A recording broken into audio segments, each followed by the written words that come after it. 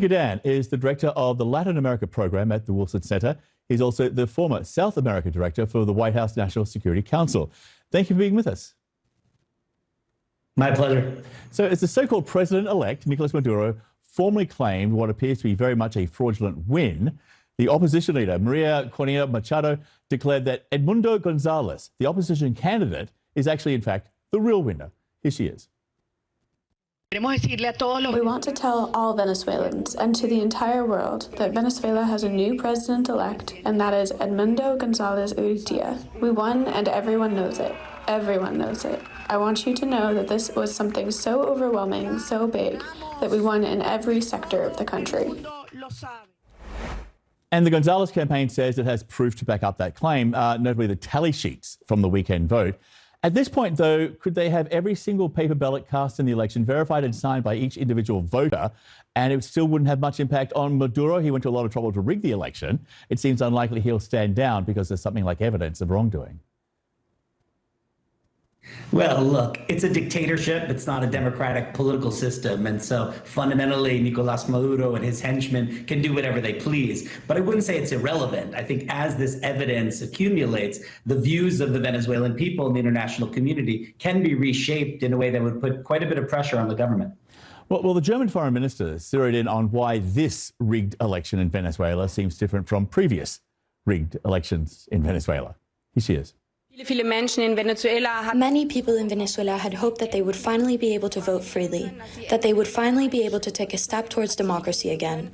Not only were they bitterly disappointed, but no major international election observers were allowed in.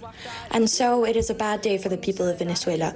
We had hoped for democracy. It has obviously failed again with this election.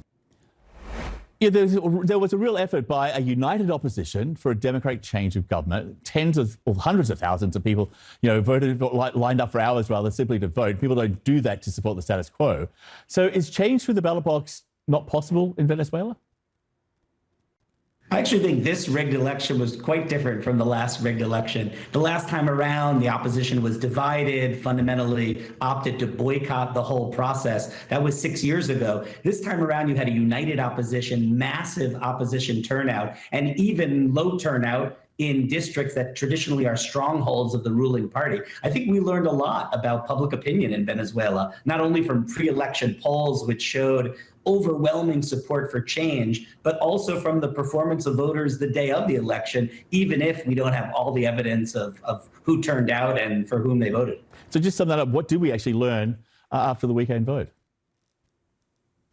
There was great hope stirred up in Venezuela for the first time in many, many years. This political movement has governed Venezuela for 25 years. This president has been in charge for over a decade. And I think many Venezuelans before the last election campaign had really given up hope of any political change. And now emotions have been stirred up. We're seeing protests after the announcement of the fraudulent results from the government. And we're seeing quite a bit of pressure regionally and domestically for political change. I don't think this story is over, even though the voting has concluded and the fraudulent results have been announced. It was interesting, though. Congratulations for Nicolas Maduro from countries like Russia, as well as from Cuba and also from Beijing. Listen to this. China congratulates Venezuela for smoothly holding the presidential election and congratulates President Nicolas Maduro for his re-election. China and Venezuela are good friends and partners supporting each other. It seems to say a lot when the only congratulations on the outcome of your so-called free and fair democratic election are coming from countries which do not have free and fair democratic elections. So where does this now leave Venezuela internationally? Yeah, so I wouldn't exaggerate the isolation of Venezuela. It is a pariah state in the Americas. Certainly, it has no partners any longer in Europe. These aren't small partners, though, that remain. They're authoritarian states, but Russia and China historically have provided critical support for Venezuela at critical moments. But you're absolutely right to suggest that Venezuela very much stands alone right now, certainly in the Western Hemisphere. Even former leftist allies like the president of Brazil, the president of Colombia, have begun distancing themselves from Venezuela and insisting upon some sort of transparency in the counting of votes. So I think this has really damaged Venezuela's standing, even again, among typically allied countries throughout Latin America and the Caribbean. Benjamin Gedan, thanks so much for being with us. Really appreciate your time as well as your insights, sir. Thank you. Thanks for the invitation.